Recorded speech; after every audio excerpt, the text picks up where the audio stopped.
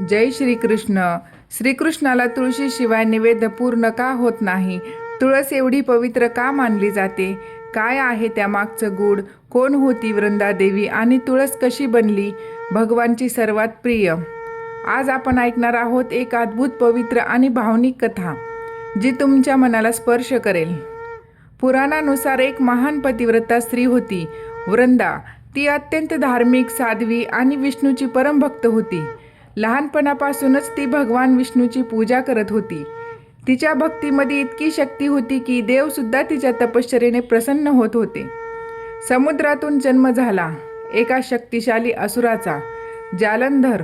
तो खूप बलवान आणि पराक्रमी होता. पण त्याची सर्वात मोठी ताकद काय होती? त्याची पत्नी वृंदा. कारण वृंदा अत्यंत पवित्र होती आणि तिच्या पवित्रतेमुळे जालंधर अजिंक्य बनला होता. जालंधरने देवावर आक्रमण केले आणि देवांना पराभूत करू लागला. देव खूप घाबरले आणि ते भगवान शिवाकडे गेले. पण जालंधरला कोणीही हरवू शकत नव्हतं, कारण वृंदेच्या पतिव्रतेमुळे तिला कोणीही मारू शकत नव्हतं. तेव्हा सर्व देव भगवान विष्णूकडे गेले आणि मदत मागितली.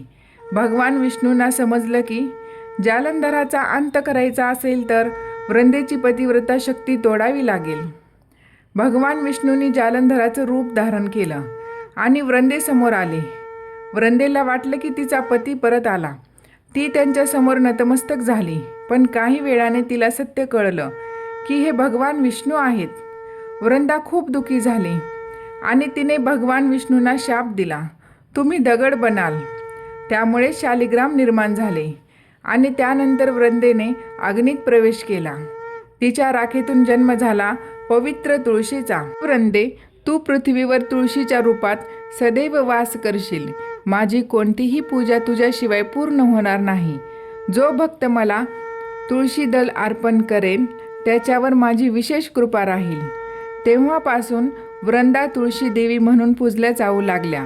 भगवान विष्णू आणि श्रीकृष्णाच्या पूजेत तुळशीचे विशेष स्थान आहे. तुलसी विवाह हा देखील याच परंपरेशी संबंधित धार्मिक उत्सव मानला जातो.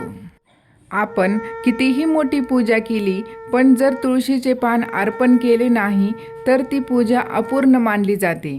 विशेषतः जन्माष्टमी, गुरुवार पूजा, विष्णू कृष्ण पूजा यामध्ये तुळस अति आवश्यक आहे. आध्यात्मिक आणि आरोग्यदायीही आहे.